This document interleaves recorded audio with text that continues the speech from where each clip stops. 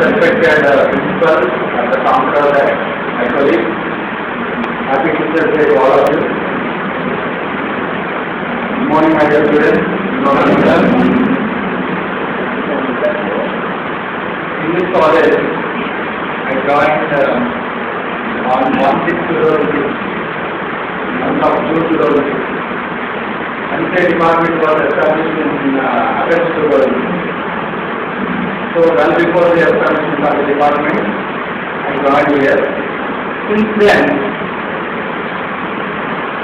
we didn't receive this type of honor on this Teachers Day. We thank all of you for celebrating Teachers Day. Thank you very much. As part of our responsibilities, somehow, somewhere, we definitely behave in a hard manner. You must not keep everything in your mind, because you must know that everything is just part of our responsibilities. And I wish you a grand success for your life. Thank you very much.